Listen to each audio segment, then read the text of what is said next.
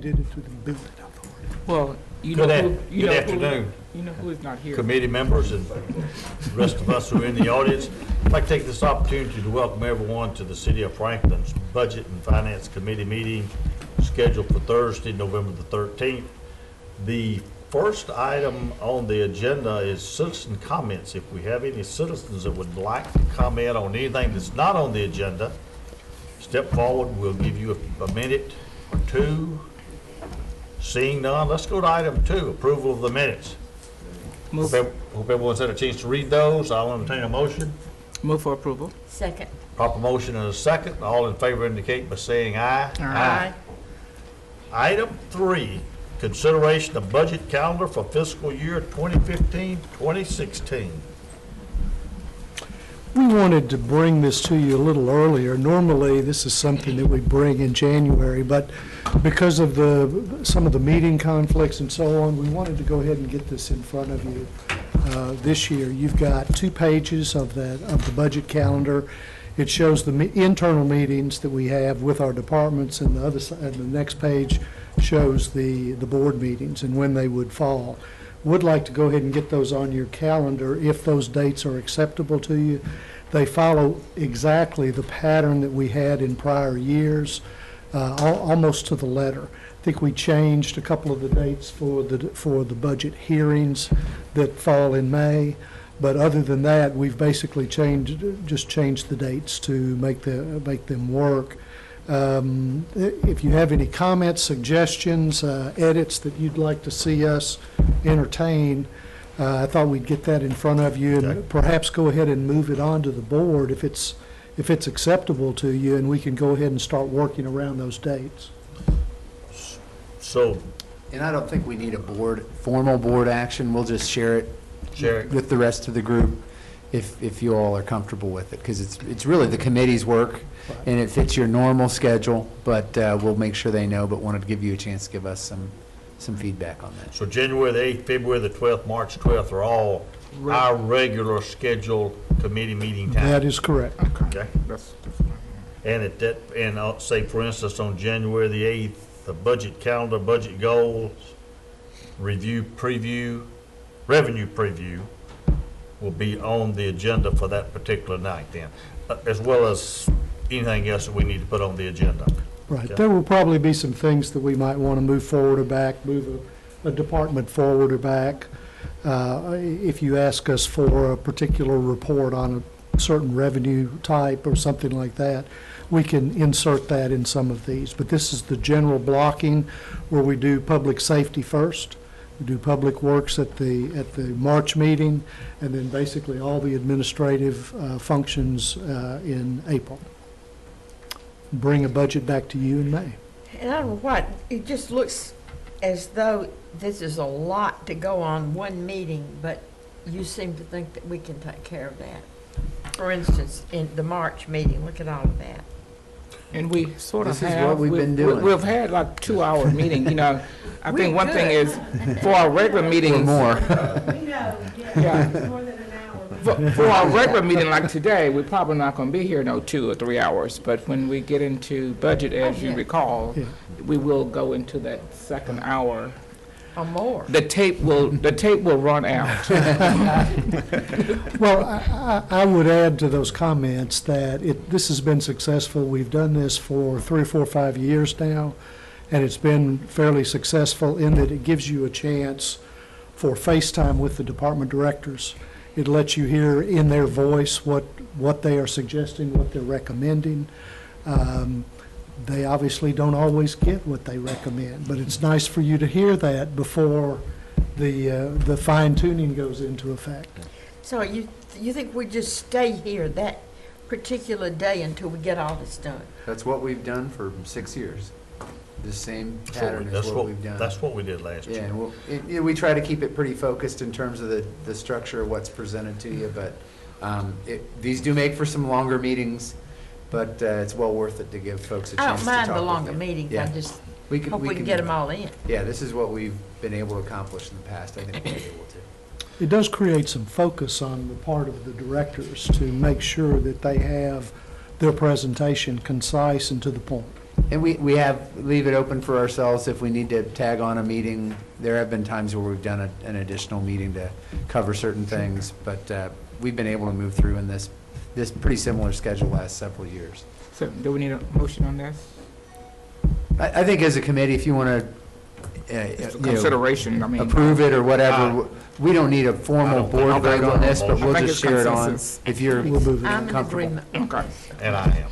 I would say this, and if y'all want to say something else, my start time is pretty flexible. So if you need to start at 3 instead of 4, that would make it a little easier on the department heads not to be here till 6 o'clock at night or something other like that. That's fine with me, so you want I to know we prove missed, that? I know we're missing one committee member, but the three of us, Three of I think us? we're pretty flexible. 3 o'clock would not be a problem for me as well. We can check out those But, options. you could maybe Check do it a out call. and see. Just- yeah. Next item on the agenda is report on the SEC Continuing Disclosure Cooperation Initiative. This is an item that we brought to you back, I believe, in the summer, late spring or early summer, that the Securities and Exchange Commission had announced a disclosure cooperation initiative that would allow cities to report to them if they have been out of compliance on any of the continuing disclosure items over the years. They had specifically a 5-year period in which they were looking from 2009 to 2014. Continuing disclosure is what we do when we do a bond issue. We send out an official statement, a bound copy that basically tells our life story, all of our financials, what the money's going to be used for, and it also says this is what we promise we'll do along the way while the bonds are outstanding. If we are downgraded, if our bond rating falls, we will notify investors that has happened. If we don't have bond insurance on ours, but a lot of cities have to use bond insurance, if their bond insurer goes broke or gets downgraded, anything like that happens. If there's what they call a material event, some kind of a major loss of a revenue producing, if you lived in a place where one factory provided 20 or 30% of the property tax for that city and they announced that they were leaving town, that would be a material event that we would file and disclose. The SEC started this, just as a quick history lesson, to try to catch some of the bad actors that are out there that issue bonds that have failed to disclose or even fraudulently disclosed information. A lot of the cases revolve around pension funds where particularly states have understated their pension liabilities for many years. And the SEC is really trying to force them into compliance on that. But when they announced this initiative, it basically was with a broad brush and it caught everybody. And what our response was, and what all of the cities that we know their response has been, is to go back and look and make sure that we fulfilled all of our disclosure obligations. The other side of the coin is they're also going after the underwriters that buy our bonds and are supposed to tell their clients who ultimately buy the bonds all of the disclosures that may be out there. Unlike cities where there's no financial penalty, there is a financial penalty for the underwriters. So the SEC more or less pitted us against each other as far as who could rat out the other one first, who could report. We've included in this item in the attachments for you letters that we've gotten from our underwriters regarding the City of Franklin disclosure methods. We've really only had 3 or 4 bond issues during this 5-year period, and they've been principally bought by 2 companies, Baird and by Raymond James, formerly Morgan Keegan. We've gotten a letter from Morgan Keegan saying they've checked all of our records and they found nothing. The letter we've got from Baird was less clear. It said, we don't know if you filed everything on time, but we think you did. And we just wanted to include that and get that on the record and let you know that we feel as if we've done all the disclosure that is necessary There was one failure on our part, a very small timing failure in 2010, where the auditors got the audit to us very late and we didn't get it filed prior to December 31st of the year. But we self-reported that in the next bond issue. So that's more or less our get-out-of-jail-free card by self-reporting that. But this is really just to get this information to you. We feel as if we've done all the disclosure that's necessary. We do not feel that we have to self-report to the SEC on any of our bond issues that have been issued. And we think we're in the clear on that. Not all cities and states will be in the same position. Again, thank you.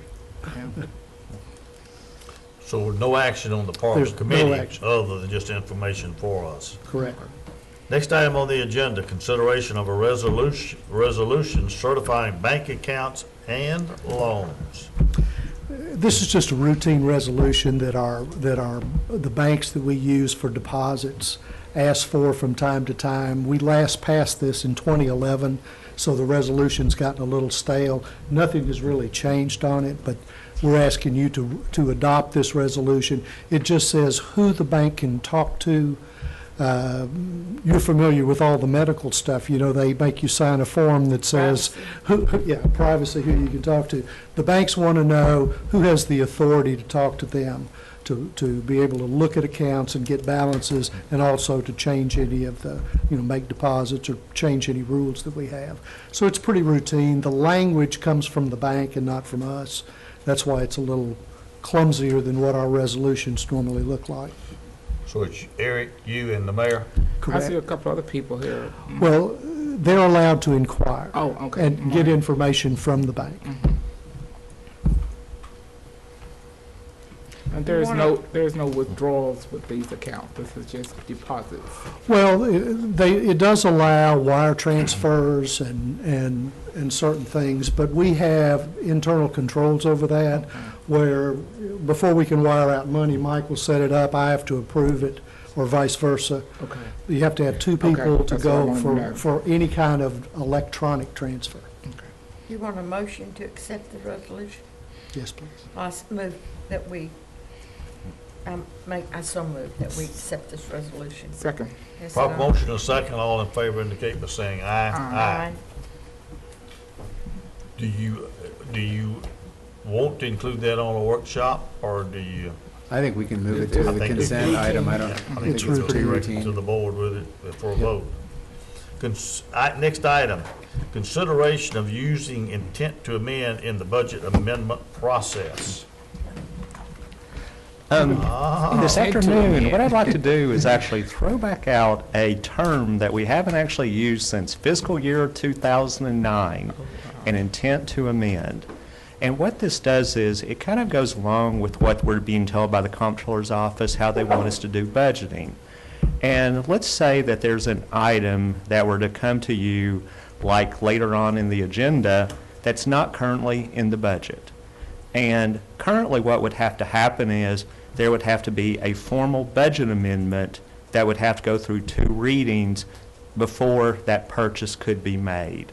So what we're maybe trying to recommend is to say, with an intent to amend, that could come along with that item to the board, and that then would be the authorization for the board to actually be able to go ahead with that procurement. So we would not be delayed in a purchase of an item, in your example, by 2 readings at the board. Exactly. With the intent to amend. And then what the finance department would do is, it would take all those intents to Or the amend amendment. and put them actually with the next formal budget amendment at the proper time. Right now, we've been doing it quarterly, so we could put all those together on a quarterly basis. What's the We- downfall to that? We think the quarterly amendment process works well for us, for the board, and keep that going. This provides a little extra coverage for the board, and acknowledging if we're doing something that's a little different than the originally adopted budget, that we know we're doing this, and we're going to capture the final formal amendment in our normal process. But you're acknowledging at the time, we know we're going to need to make an adjustment to accommodate this purchase, and it allows it to move forward and then get totally synced up when we do the amendments in the process and schedule that we've set up now. Again, it's that the comptroller is sort of pushing us to act more in a cash basis world. And so we're trying to do that in a way that can keep us doing business, but acknowledge it and do it that way. And quite frankly, 99% of the things you do are not going to require this, because we budget at a fund level, meaning as long as the whole general fund is fine, we're good. We're not going to need to do this on every little item. Now, there may be a larger item, we might want to do it to just be sure, or more likely, an item that might be in a more defined fund, such as street aid or hotel motels, sanitation, where you've got only a couple capital items and we decide, oh, we're going to need to buy a truck a little sooner than we thought in sanitation. So we're going to advance that. We go through why we need to do that. You all make the decision that that makes sense, and we know that an adjustment is forthcoming in the more formal process within a month or two after the transaction. It just helps us keep things moving without having to wait for the whole amendment process to go through, and gives the board a little additional cover or acknowledgement to the public, to anybody looking at our process, that you know what you're doing, you've acknowledged the steps that are going to be required to meet the funding obligation. So why did we go away from it, or it's just been here and we haven't needed to update it? Because 2008, when the former mayor and the former city administrator on this document, did we just not?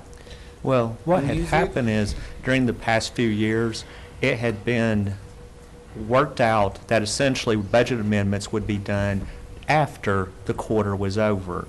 So what finance would do is it would basically put together anything that we saw within the financials that would need a budget amendment, and that seemed to be acceptable with the comptroller's office. With their new guidance, they're basically emphasizing it should be done, that authorization, before the procurement is made. What we won't be able to do that we were able to do for several years is we'd do some budget amendments at the end of the year to sort of clean up just different little things. Yeah. We're going to need to do that more before the end of the year, and we did that this last year. You remember we did several amendments just sort of anticipating where we thought we might end up with things like road impact fees and other things to just make sure we were covered and had, nothing in a negative position, knowing that we might not need that, but we would provide for a transfer just in case. This is consistent with that too, where we're just taking some extra steps to acknowledge what we're doing, to show that funding is in place when we've acknowledged how we're going to provide funding when we take the actions we take. So it's kind of extra, it's just extra acknowledgement and documentation. So this is a little more formal running total rather than just keeping a list someplace and then Yes. at the end of the quarter, having a budget amendment. Move for approval. Second. Proper motion and a second. All in favor indicate by saying aye. Aye.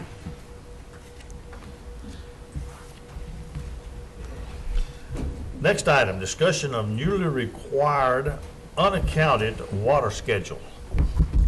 Mr. Chairman, you're probably wondering why we're bringing a water loss schedule to the Finance Committee. And the answer is that next month, when you see the audit report, the water loss schedule is required to be part of the audited financial statements. And this is required by the state. And you would wonder, well, what does water loss have to do with finance? And what had been determined is that there is a water wastewater financing board, and it had always been known that there were certain things they would be looking for. They wanted to make sure that you didn't have an operating loss 2 straight years. They wanted to make sure you didn't have a negative net position. Well, the thing that they've added to it, that they're using this schedule, is basically they want to know your water loss, and they also want to know how you're doing on a validity score. So in the packet, there was at least one page, which looks like what Mark has right here. Do you remember seeing that page? Mm-hmm.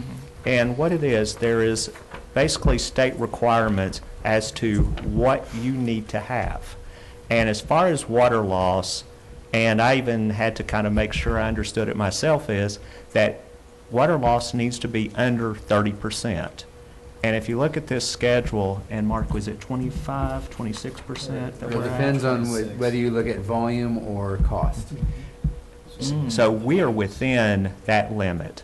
Then, as far as the validity score, the requirement is you have to have a score of 65. Currently, the city's is it 80? 83. 83. So we are within the state requirements, and we have Mark here to kind of maybe go over a few other things about the schedule, but we just knew this is why you're seeing it, is because it's now a requirement of the city's annual report. So is it correct to say that there were 8 meters that had this loss? I mean, can you go down and find where the loss? No, ma'am. I could run through the whole thing if you wish. No. No, well, I could do a quick overview, and hopefully Quick that'll, run. and yeah, I'll do that, okay. So as Mike had mentioned, it's now a requirement. In 2013, the state required a new form to be used, and what it's trying to do is standardize how all the utilities across the state account for lost water. You may have heard of unaccounted for water as a term that's been used previously, but the water loss is now the term that's being used. Previously, our water loss or unaccounted for water numbers were probably around 20%.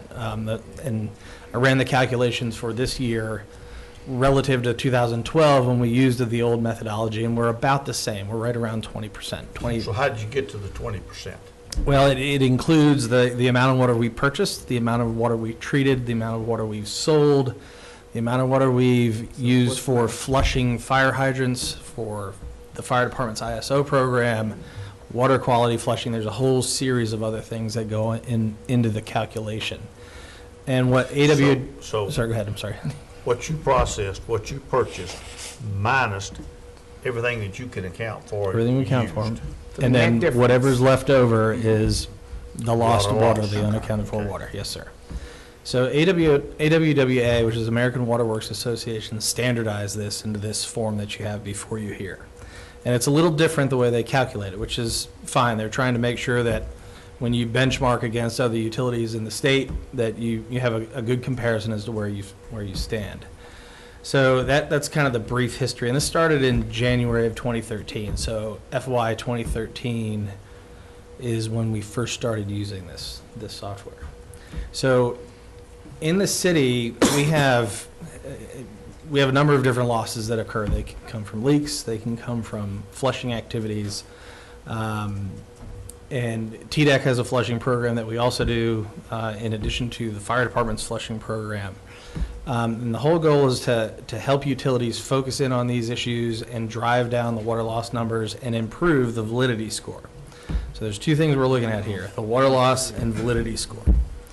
And I apologize if I get too convoluted here, please. And I think that the way I read it and understand it is it's not, water loss may not be the appropriate term. It's non-revenue water. Correct. Which means we may know where it went, or that it was used for flushing or firefighting or some other use, but it just wasn't tied to a meter and a bill and being paid for. We didn't get money for It's it. a little different than just water that's, and there is water that's lost in the system, and we are on a systematic program to find and repair leaks, and Mark can talk a little more about that.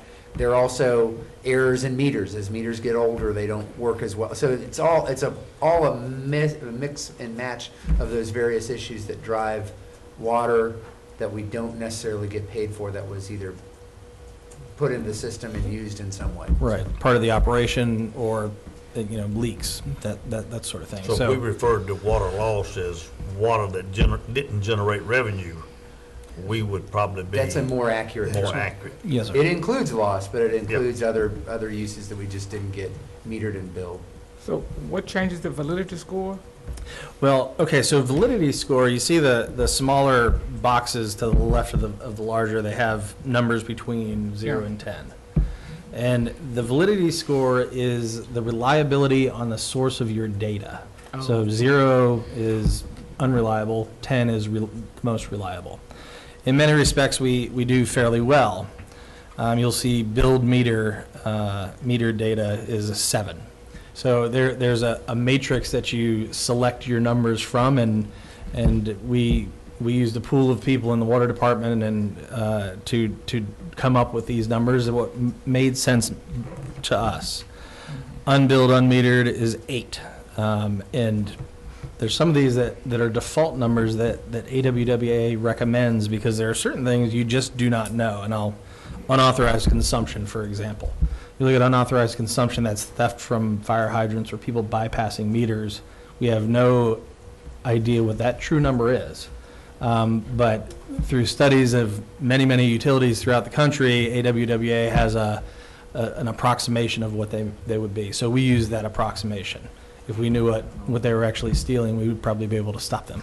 So anyway, so the validity scores are again based on the quality of your source data. So we're looking at the physical losses plus the quality of the source data. And I think we're doing fairly well. The validity score is 83, and I think the requirement was 65 this year. The number on the non-revenue water, 26.3 this year, I believe it was.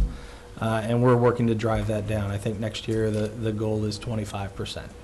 Some of the things that we're working towards, and you've been familiar with a lot of them, is our leak detection program. Yeah. The AMI and meter replacement program is on the horizon, and that will be coming before you again here hopefully very soon. And they're tied together with utility billings, or excuse me, revenue management's upgrade to their billing software. Is that going to be, when you replace the meters, are you just replacing them as they need to be replaced, or is this going to be a citywide? It's going to be a citywide program over a several year, 3 to 5 year period. I think we're kind of settling into 4 to 5 years based on budget numbers. But we're looking at the transmitter that sends the data to a central location, and in cases where we need to, the meters. And there are about 3,000 meters that we have prioritized. Some are in, a lot of them are in the downtown area. A lot of them are difficult to get to and things of that nature. And we've been kind of waiting on the AMI to kick off to go to those meter boxes one time, replace the transmitter and the meter instead of going out twice. So that's going to be kicking off here hopefully very soon, depending on where we end up with you all here in the next few months. There would be no need to do that in the newer areas. No, we would have to replace the transmitter in some of the newer areas, but when we came before you 6 to 9 months ago, we started using the new transmitter that's compatible with both our existing system and the new system. So some areas are going to be perfectly fine the way they are. Others will have to go out and touch them again. So some of the other things we're doing is some water distribution renewal projects. So there are leaks in our system currently. They don't surface. We don't know where they are. That's the leak detection program helps us find a lot of those. But we don't know where they all are, and it's just the way it is in any system. Improvements to our water treatment capabilities. When you consider the taste and odor issues or some other issues out in the system, we send crews out to flush water from hydrants. So there's water that goes to the ground, non-revenue water. So these are all examples. And then also SCADA, which is it stands for Supervisory Control and Data Acquisition. It's our eyes and ears out in the distribution system. And what that does is also allow us to monitor pressures and consumption and other things like that. So these are all measures to improve the source of the data for the validity score. And we're all heading, these are all best management practices that we've been working towards for a while now. So some of the other activities that we've been working on to, again, this is, well, some of them are driven by water loss and some are driven by just standard operations. The utility billing software that revenue management and IT department are working on is also going to be a huge Is this their software, the AWWA? Yes, ma'am. This is theirs, they provide it to us? It's an Excel spreadsheet Okay. It's an elaborate spreadsheet. We have no financial obligation to this software? No, ma'am. Okay. No, ma'am. So, and it's required by the state of Tennessee to use. So, so that's the quick rundown. And I wanted to point out on the bottom of the report here, there are 3, and they call them priority areas for attention. And the city of Franklin's, I'll read through these real quickly, are water imported, unauthorized consumption, and systematic data handling errors. So that may make everybody say, whoa, what's going on here? So I ran some sensitivity checks on some of these numbers here. So water imported is the water that we purchase from Harpeth Valley Utility District. And if you look at the number, the validity number associated with that, it's a 9. So we have metered water from Harpeth Valley. It's reliable. The meters, to my knowledge, have not been tested in some period of time. I think that would be a HVUD responsibility to do so. So I can't, in good conscience, say that they're 100% accurate. So we chose, instead of 10, we chose 9. So if you move that to a 10, then that falls off the area of concern. So it's really interesting, because what we don't want to do is you or the public look at this report and have this indication that, you know, the water that we import, there's a huge data issue that's going on with it. So I'm trying to put it into some level of context here. So we're just 1 point off from this. 1 point off from a here. 10. And I guess to be on the conservative side. Right. So if you put a 10 in there, That and drops off. Okay. it drops off, and our validity score goes up to 86. I did that sensitivity check earlier today. So just trying to put it into context. Number 2 is the unauthorized consumption. Again, that was a number that was recommended by AWWA. That's not a number that we can measure because we don't know what it is, and that's the theft and bypass of meters and things of that nature. So again, it's a number that it's a good educated guess as to what it may be. So again, unauthorized consumption, in terms of validity, I think we're in good shape. We're in as good a shape as anybody else.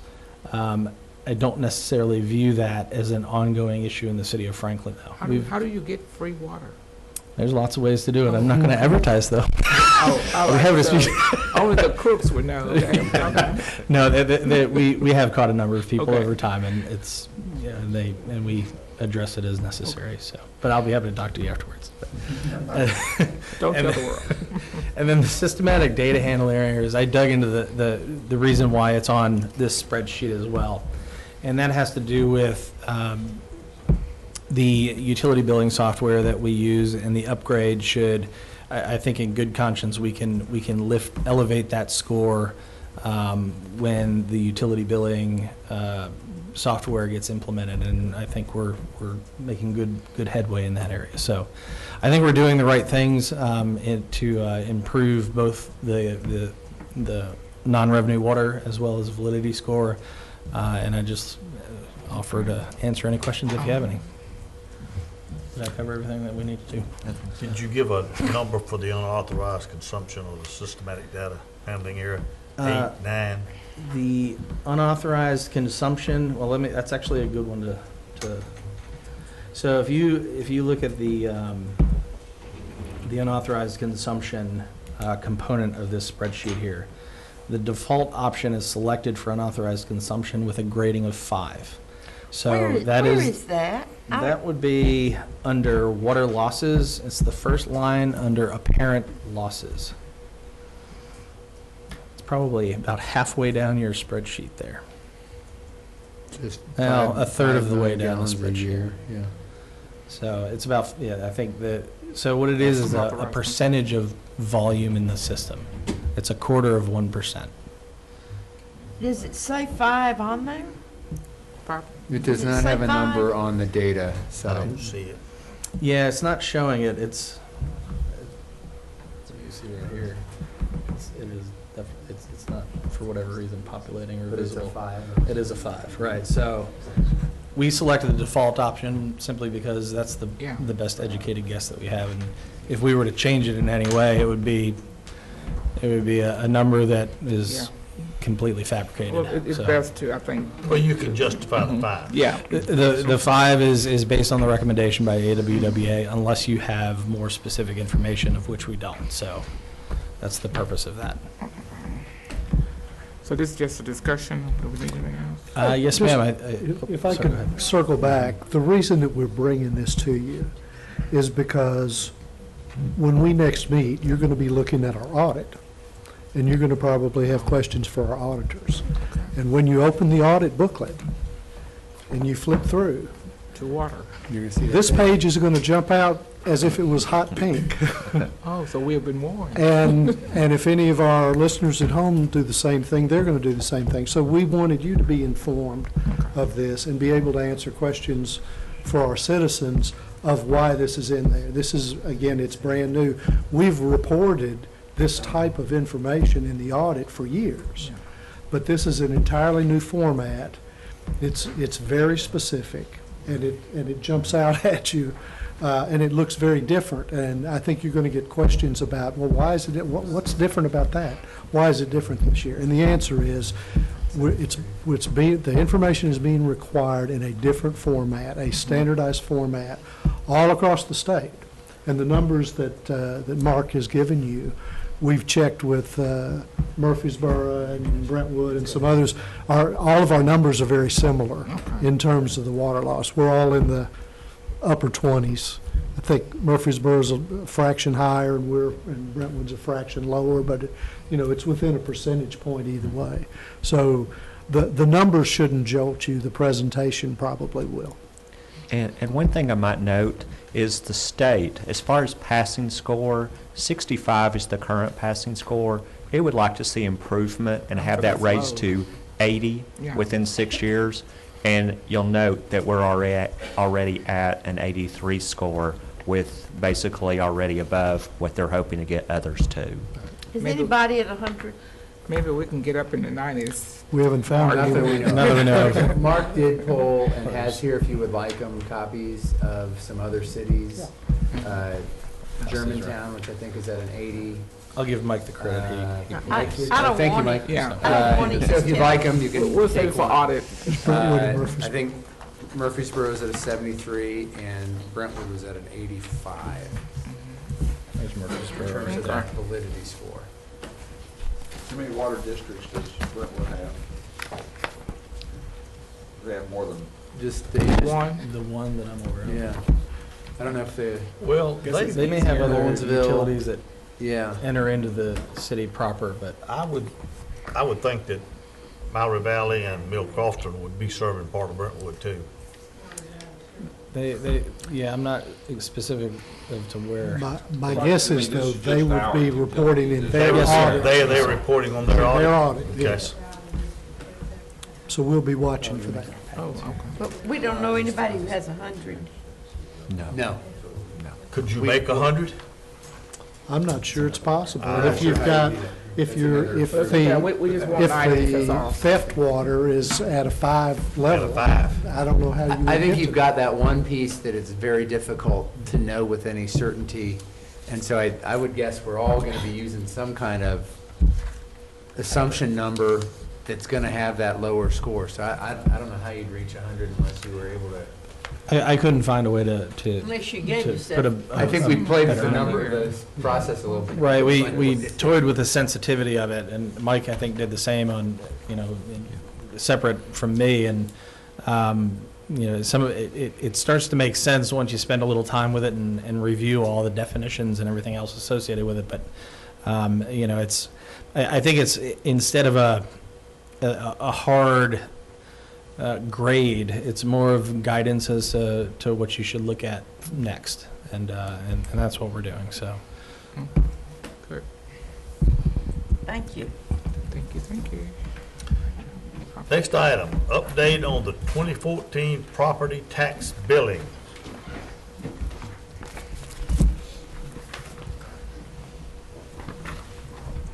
good afternoon. Hello?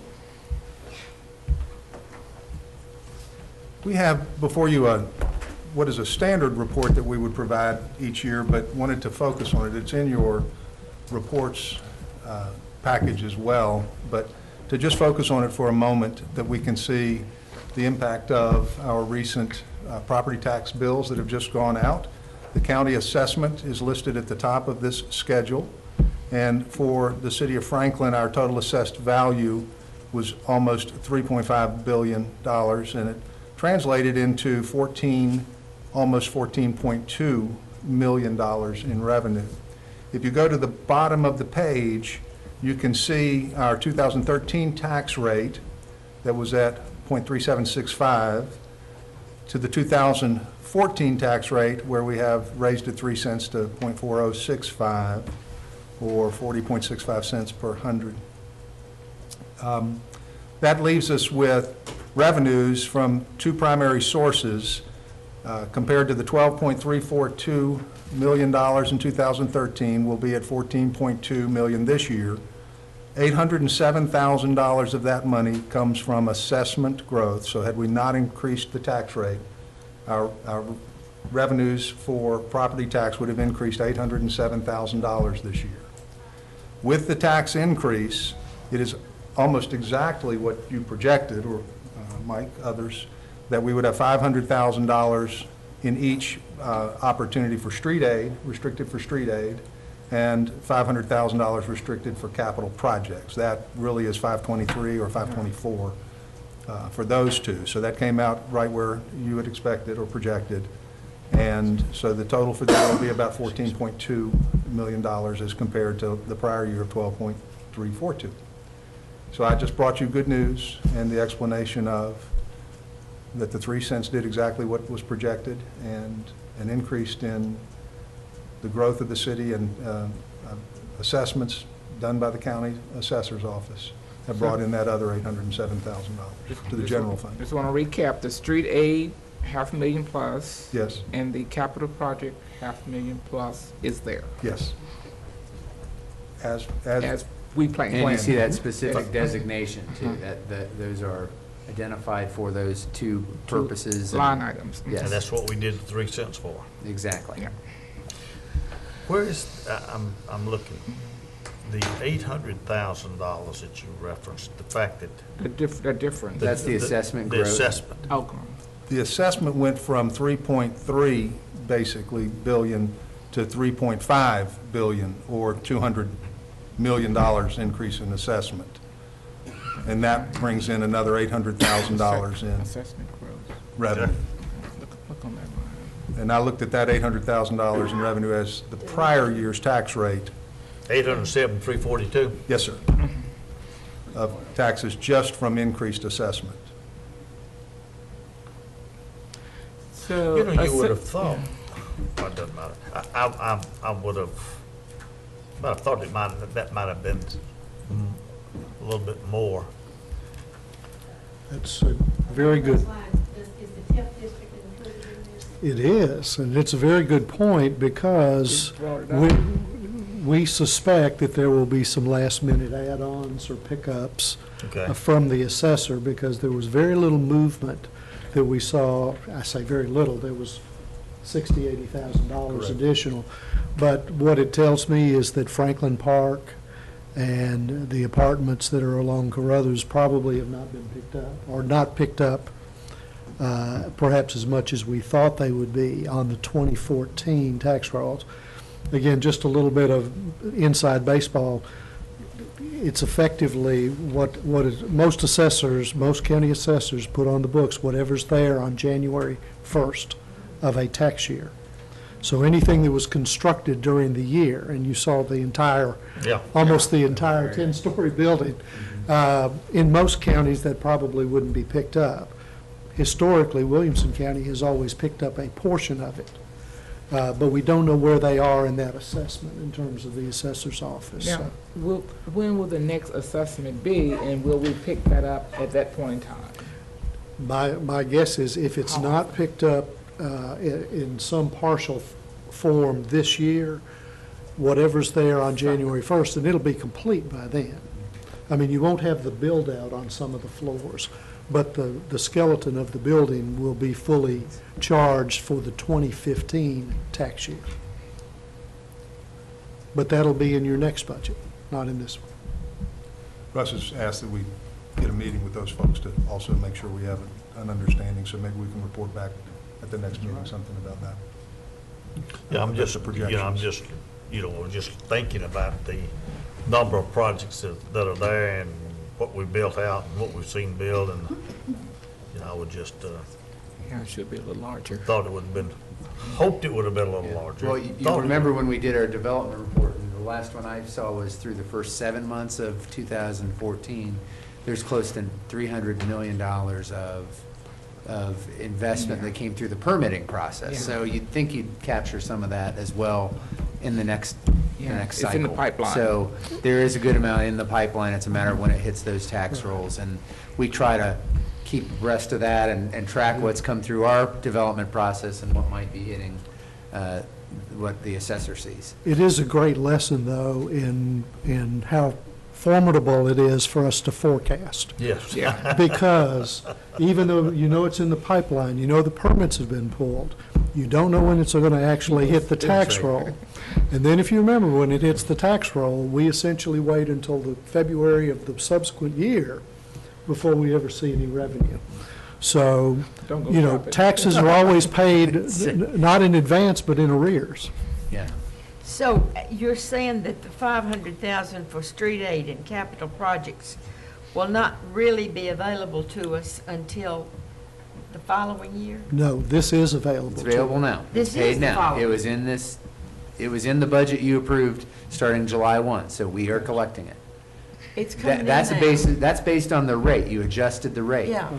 What we're talking about now is about the assessed valuation, the basis, and how things come onto that, onto those rolls. So Okay. that rate applies to whatever's there at that given time per the assessor, and there's always some give and take on when certain projects hit those tax rolls, so. So by February 28th, you should have collected the $528,000 times 2 for that, More for or the less, 3 yes. cents. Yes. Tell me again about the TIF district, is that a part of the 14 million? It is part of the 14 million, and we'll be reporting on that at the next meeting. But the TIF, does TIF go into general and debt service fund? I believe it's included in your numbers for the general fund, is it not? Yes. Yes. But they are not going, that money's not going to be available. It's actually allocated on the ratio between debt service and the general fund. But what I'm saying is Yes, that ma'am. money's not going to be available in the general fund. The TIF, It's- the so- TIF money, It's the not, money? it's not budgeted in the general fund either. This is just a snapshot of all the property tax.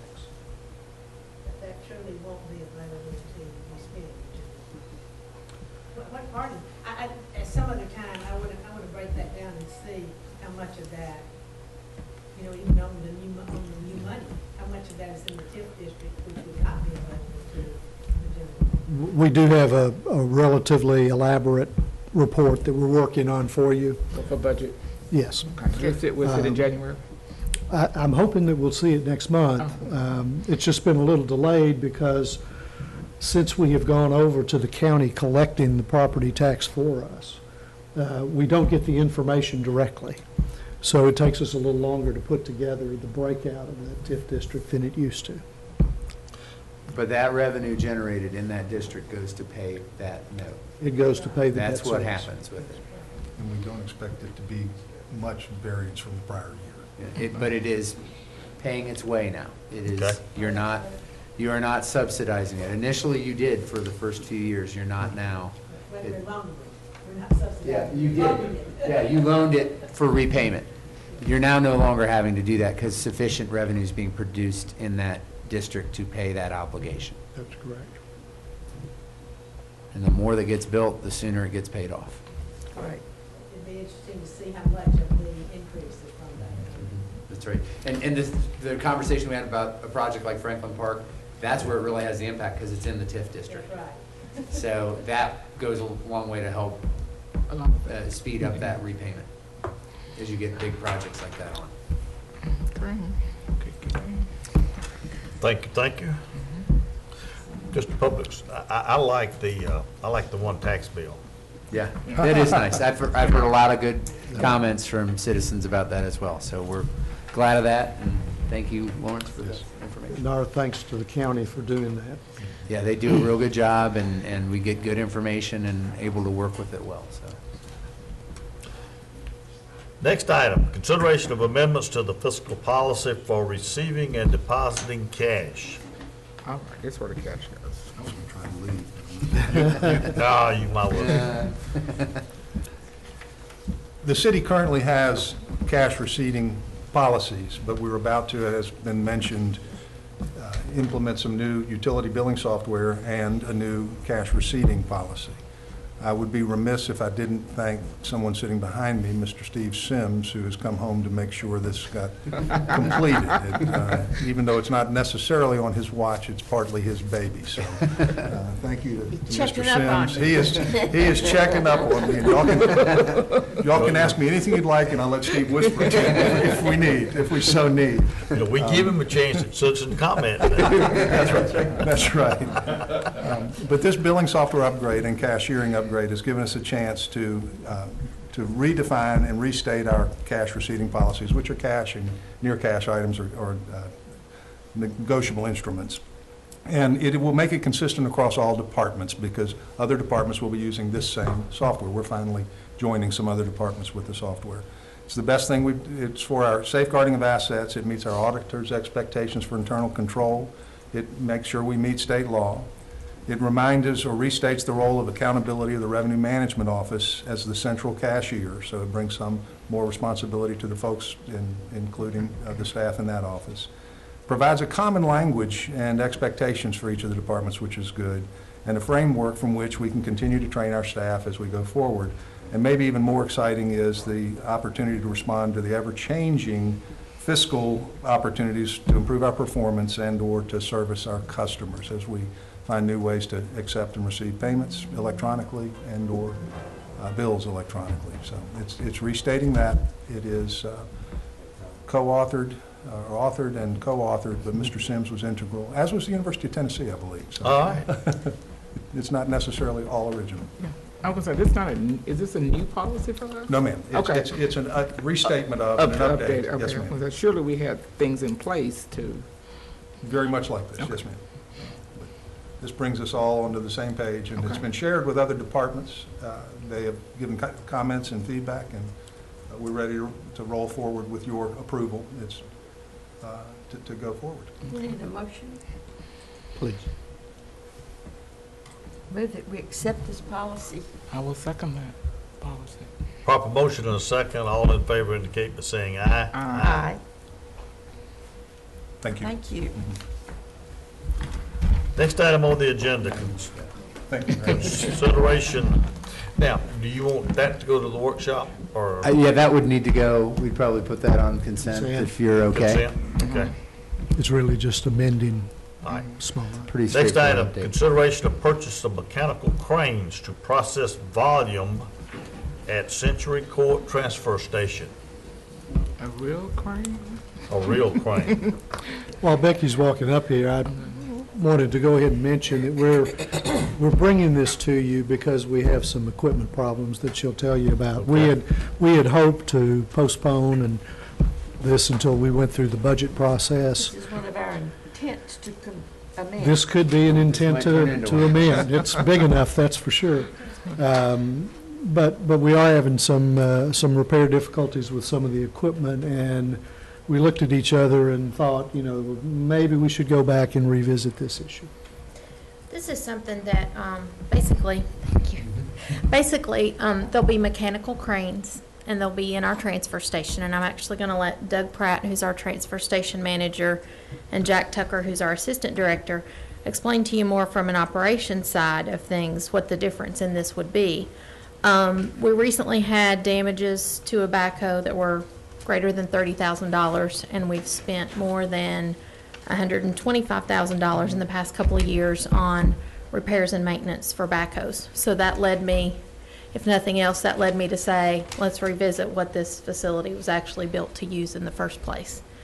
So essentially, we built the transfer station to use cranes similar to these in the first place. The cranes were not available at the time. The arms on the cranes were not long enough to accommodate the wall. And I had assigned these two gentlemen to look into it and see what our options were now. So fast forward a few years, and I'm going to let them tell you about. Found a crane with a longer arm. Actually, it has the elbows in the correct place. I think you guys need a microphone there. Yeah, slide that. Get that Slide down microphone Yeah. out there so Have that them come over here. you'll be picked up. Okay, actually, the building, like Vic said, was designed for cranes. You'll pass these around for me, please. So this is part of the original design anticipated this kind of equipment? Yes. The building was actually designed for this type of equipment. The crane actually sits on a pedestal.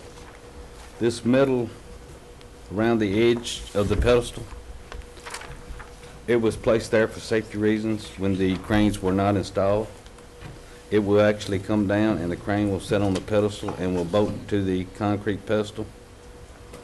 Some of the bolts were cut off later in the years for safety reasons and trip hazards. They can be cored back into the concrete and use the existing pedestal, and the crane will sit on the top of that pedestal. The building was also wired and designed for the pedestal. In this other picture, they have the electrical control box already installed and it's already wired. It'll create a safer work environment and a more environmental friendly work environment because the cranes are electrical instead of mechanical. It will cut out one machine in the building from the exhaust because it runs off electricity. It will save cost on the repairs, and actually it will be more efficient, especially for the operator. Currently, the backhoe operator sets off about 10 foot off of the tunnel, and from the tunnels, from the floor side, he has a visibility issue as far as reaching up underneath. With the growth of the city and the CD material that we take in now, he cannot see that side. If a 2x4 or a piece of metal gets hung and flops on the curtain, we have had several sprinkler head repairs because it breaks off the sprinkler head and then we have to call a company out to fix the sprinkler head. Where with the crane and the pedestal, it'll be a cab sitting on top of the pedestal.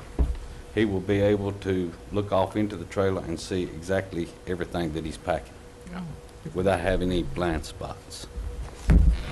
Wait a minute, you said it'll be able to look into the trailer? Yes, ma'am. Okay. He'll be sitting on top of this pedestal inside a environmental control cab, Yeah. and he will be able to look off directly into the tunnel.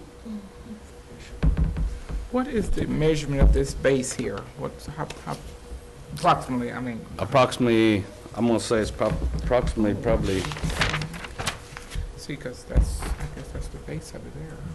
5 foot by 5 foot or 6 Okay. foot by 6 foot, close to it. So all you're doing now is you're just taking the backhoe, pushing it into the And backhoes are typically made to dig instead of to push and dig pack. instead of push. And when Dig you, instead of when you're, pick up on concrete. when you're pushing those, especially with the new backhoe, it's bigger. It pushes greater. It's a greater machine to push with. But with the cylinders on a backhoe, the big backhoe, if you score the cylinder, it wears on the seal. To repack or replace that cylinder is about $5,000 each time. And that's just from the CD material and the stuff going off in the trailer and scoring the cylinder as we're packing. Did you say we had already worn out The backhoe. the backhoes? We have actually replaced backhoes over the years, and what's happened is as we've increased our volume, the backhoes, number one, wear out more quickly, but they really weren't made for this application. And so we have a backhoe that's right at a year old, year and a half old. We would still use that backhoe for the grinding operation, but we would be able to get rid of some of the equipment that we do have. That was my question. Do you have any? Some of the do you have any replacement- mhm. equipment that, do you have any salvage value? Two backhoes would be able to eliminate. Yeah. What would be the life of these two cranes? 'Cause it seemed like The engineer had come out and looked at this, said the life of the cranes are 25 to 30 years. wow. And they're in 2 electrical. years, you'll spend the cost of one. Yes, ma'am.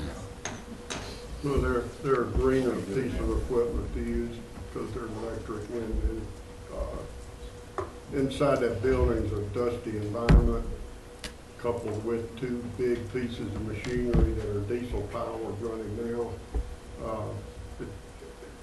We've been fortunate we hadn't had any incidents Yeah. with the machinery and trucks coming in and out. And this will eliminate one huge piece of machine that would be operating on the floor. And sitting inside this cab, dust is not flying, I mean, safe. No, ma'am. Yeah. It'll be very similar to what we have now as far as a cab. What's the useful life you expect of a backhoe in this environment? 5 years. We have found it to be 5 years, and then The thing that jumped off the page at me on this was that repair over the last 2 years of $125,000. That, That's the cost of it. we're almost halfway there. yeah. With that repair issue, and then you get into the life cycle issues and the efficiency, and I think there's a safety argument as well in terms of being in a fixed location versus folks going around in a backhoe on wheels. It could be, it's just, you could potentially be in a more dangerous situation. We recently increased our tonnage, just 100 tons a day on Well, 3 when days a week. Bi-County took it over the first year, we shipped a little over 49,000 tons. Last year, we shipped a little over 59,000 tons, which was a 10,000 ton increase. This year, after the first quarter, we're anticipating somewhere between 75 and 80 because we'd shipped 20,000 tons the first quarter. Do we want just one of these things? Get No, to we We'll Two. take two. Two. Get two. And that should get it done, right? That's the way it's Yes, set sir. up. Yes. We actually have two tunnel openings. We've got the tunnel under, and we have 2 openings, so you would need 1 crane for each opening. This is a no-brainer. I move for approval. I second it. All in favor indicate by saying aye. Aye. Thank you. Thank you all. Keep up the good work. Yeah, I don't see any reason to spend that kind of money on that backhoe and not have the serviceable equipment that you need and what it was designed for to begin with, so. Yes. Thank you. Thank you. Thank you.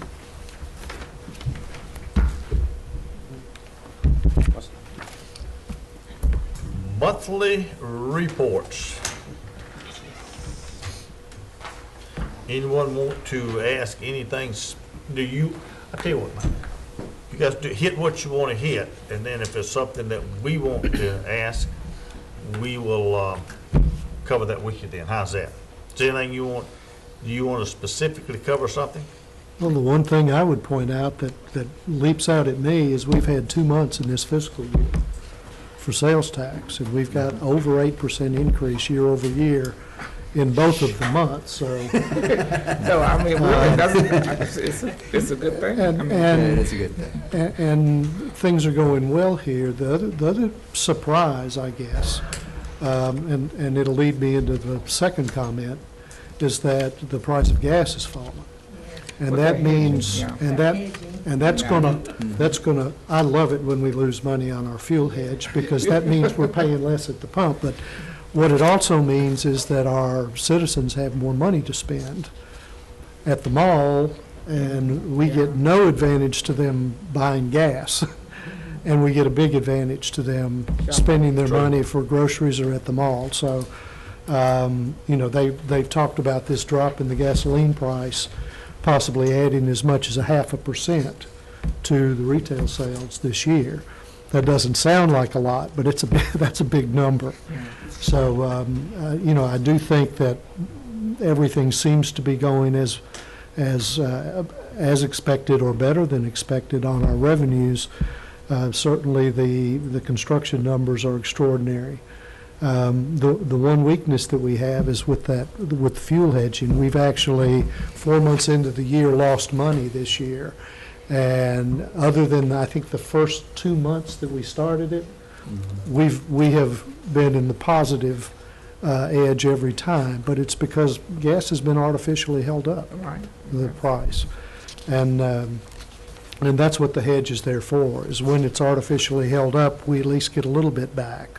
But we're going to be offsetting some of the hedge. We're going to be spending money on the hedge this time. But it's there again for insurance against the catastrophic event that shoots the price up because of supply and demand issues. I think we need to enjoy the gas prices going down. While Let me ask you, you may know, let me ask you an editorial question. If you go to Spring Hill, if you go to Thompson Station, if you go to Triune, if you go to Fairview, if you go anywhere, it's 30 cents a gallon less than it is here in Franklin. Why Why is that? It's usually related to the distributors. Where you In have, Brentwood, dis- I agree with you. and Brentwood has a tendency to be a little bit higher. Well, Brentwood is, well, so we on camera, I won't say anything. But it's 267, it's 264, and you come here, it's 293, it's 297, it's 299. So, that's my editorial comments. it's worth mentioning to the owners of the gas stations. Well, it's worth, it's worth more than, it would be worth a lot more than that. Because there's no reason that I know of, that I can think of, that we should pay, I can go out here and I pay $293 and I can go 5 miles down the road and it's $267 or $264 or $263 or $261, whatever it is, so. How fast you going down there? We'll go together. Unfortunately, that's where I go.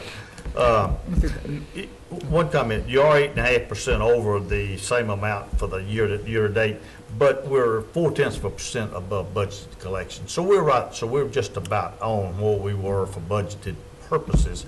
So the 8.5% above year to date versus year to date last year is really a 0.4% above Our budget. budget. And those are smaller months. July and August, it's easier to get a swing up or down because the numbers are less than the November, December, April, May months where you usually have higher retail sales. I'll tell you, there's a lot of buying going on right now. And the stores are just packed. They're gonna Downtown, continue, Main Street. they're gonna continue through the holiday, well, continue. That's just the beginning. It'll be Uh, interesting to see what this month produces. Building permits, this is just the monthly, I was trying to see. Can I follow up on that? Okay, go ahead. So our budget predictions for the sales tax is that it increases to 8%? No, it was Four. 5 point something. Five, it was- But since we're only, it's increased by 8% these times, and we're only 0.4% above what we projected. So he's not asking. Trying to follow up. Well, the one thing that you have to remember when you're looking at where we are above budget, we have to make assumptions of how much of our total budget is going to be in each of those months. It's a little. And we try to use, I mean, over the years, we found that the smartest thing is to look at really last year, unless it was an unusual year. And, you know, the numbers from last year, if you only take 2 months, can be very deceptive. So, you know, as you go along later in the year, that tends to smooth out, and you'll keep that. But it's been a pretty good reckoning of where we stand over the last several years when we've really started reporting to you, not just where we were versus last year, but where we are versus budget estimates.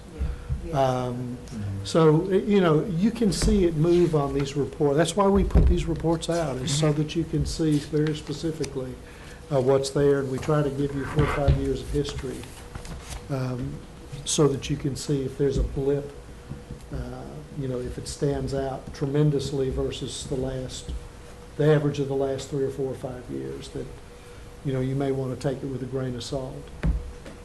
But we try to track that very carefully. One piece of what I think is very bad news, and I shared with Eric, is, you know, there was an announcement, I think yesterday, that the new Congress is going to block the streamlined sales tax bill that the United States Senate had passed, and it's been lingering in the House, and they're now saying that they're going to kill it. That was a bill that would allow us to collect, that would force online retailers to collect the tax that the state of Tennessee says is due.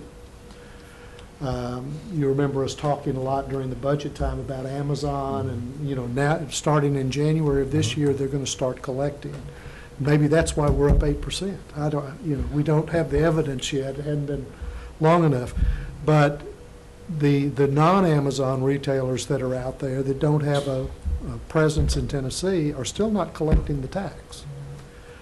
And as the online sales grow by 2 or 3 times as fast as the local stores grow, eventually it's going to eat into our ability to keep up with inflation. So it passed the Senate, but died in the It House? passed the Senate, I think, 2 years ago, but they were, Fighting. they wait until after an election before they pass We go- anything. We're gonna get oil flowing through this. Back to your comment about the foot traffic, I mean, you were just making the comment online, but a lot of people are shopping online too, so you'll see a combination of these sales dollars coming in, but we're not gonna be able to get the online We're not money. all that we should. Yeah. Okay. And in a state where there is no income tax and we're reliant on sales tax, that's a big And issue. a constitutional amendment against it. Any other reports? Ann? What about the conference center? That's too. Well, as you Boards. did, again, a little piece of history, the conference center changed hands on Yeah. July 20th, I think, was the closing date, 24th, I forget the exact date.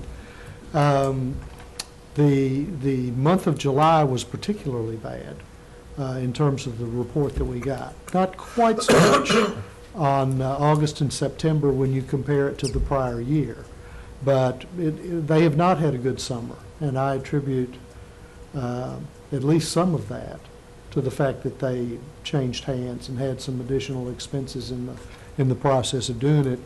Maybe the bookings were not as aggressive by the former owner as they normally would be. I would say the jury's still out on that. The big months coming up are going to be October, November, December. Those are when you have all the fall conferences and the weddings and so on. I would not rush to pass judgment on them so far. I think, certainly I am. Eric, you can speak. I'm very impressed with the people that we've met from the new ownership and think that they have a great reputation, and they're probably going to have a good handle on getting the expenses down. The question is really the top line, the revenue. Yes. And it's hard for us to tell if we're losing any business to any of the other venues. There's a lot more competition now. Indeed. Again, I would kind of circle back and just remind everybody, though, that there are very few conference centers in the country that actually produce a profit based on their operations. Most of them are subsidized by cities or counties or convention bureaus or whoever they are to some extent, and cities and counties make up the difference by collecting the hotel tax and the sales taxes that come from the rooms and all the restaurants and so on. So there's an unaccounted for, if you will, since we're talking about unaccounted for water, there's some unaccounted for revenues that don't tend to appear in there. But except for, I think it was 2 years out of the 14 years that we've had, this particular conference center has been profitable. That's right. And For not us. just profitable by a wide That's margin. right. That's right. They will be coming before us at budget, right? They come through in the budget process. I think one of the things, looking at the report, they don't have budget. That budget column is blank, and that didn't used to be that way. I think we need to work with them on incorporating that so you can kind of see how it lays out with the plan and the budget that we approve as we work with them. So we'll work with them on improving that reporting.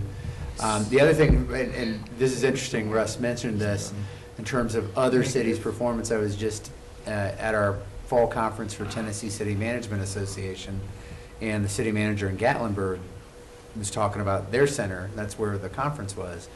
And she indicated that that is a subsidized facility. And you think of the tourist traffic that they have in that venue and in that location, and they are subsidizing their conference center. Now, it's a different animal than what ours is. It's more of a convention facility, but still, just that gives you some context of a huge draw area like that, and they are still, there's a public subsidy to that meeting space, and we're able to, in our environment, have one that meets those costs and produces a positive outflow to the city and county every year, save a year or two in the last 15. when you speak with them, you will speak with them about these things. Yes. Mention them that they need to pay some attention to their kitchen. Okay, It's not like it was. okay. I do- Service, food, it's not up to what it used to be. And that will kill them. You know, whenever you have a change of hands, Yeah. you're going to have some turnover. And I think they have been scrambling, you know, one of the reasons why they probably haven't focused in on some of the marketing side is they're scrambling to hire people and move things around. So there's a transition cost, if you will, in doing that. But still, the fact that it had been profitable to the city and county for what, 14 or 12? 13 out of 15 or Yeah, whatever. so that's it right, is. whatever it is a big change. The only other thing that I wanted to know about is I noticed there was a different setup for, it had things like building permits with construction values, but you know, in other months, we'd gotten The revenue report, revenue yeah. and the impact fee and the facilities tax and stuff like that. This We is not can- going to replace that, is it? Well, we can continue that. We asked, I think, when we presented that a few months back, if we wanted to replace that revenue report with the activity report. Well, I think we it's can- important we to see can- those numbers. we can do again. both. I think we can do it. Sure. Yeah, I mean, Yeah, it's easy enough to do. it's, well, not only is because what we know, but the other thing is, it really gives you a picture, a picture in addition to this. This doesn't. I think we want to tie into what we projected out in budget too. I think that's just Yeah, important okay, to see. good 'Cause, point, I mean, good point. I think these are good numbers. Oh, yeah. They're stronger than we expected, but Mhm. it'd be interesting to see that in the context of a budget. So we can keep that in there as well. And you know, it used to be that the chamber would put a little thing, you know, about building permits and square footage, stuff We like missed that. And they're not there anymore. So in one sense, this was good, but as I say, I think the other had a lot more information in it to this. And also, you don't have anything to compare here, like last year or year-to-date or No, that's something it, like yeah. that, which was also in those, you know, before, we had seen before. Okay, thanks. We can do that. Any other business to come before the committee? Just a reminder that next month the meeting will be on the 4th of December rather than the normal second Thursday. And that's by arrangement, number one, to clear out that second week a little bit, but more importantly, so we could schedule the auditor. Okay. So the audit report will be presented at that meeting. As the Budget and Finance Committee, you double as the Audit Committee. So that you're fulfilling that role when they give that report to you. And we'll have some other materials as well. Will But that be at 4? 4 o'clock on the 4th. The Christmas tree lighting is that same night at 7 o'clock. So you'll have a little bit of, So there's time. there's enough time. I hope it's not a 3-hour auditor report for the good of Or do we everyone. need to start? 2.5. Eric, I thought we had that, I thought we usually had the Christmas tree lighting at 6. It's at 7 this year because it's going to be, we have a partner that's going to do A program. more of a production. And to not be as disruptive to traffic, we're going to push it back. We're also going to have some more choirs there. We're going to have Freedom Intermediate and Centennial Chamber Choir there. And so it's been revamped a little bit. And we've really had this Spring Tree Media, who's worked with us on the State of the City every year at the factory, step up and offer to do this at no cost to us. So there'll be some lighting you haven't seen before and some music beyond what you have seen before. So it'll be a neat event. Okay. Mark your calendars. Something else for downtown. So it's worth starting a little later to have a little more of a, 4th of December. We'll be here, Margaret. We will be. We'll be here. Right here. Any other business come before the committee? I'll entertain a motion to adjourn. So moved. Second. Proper motion and a second. All in favor indicate by saying aye. Aye. We are adjourned.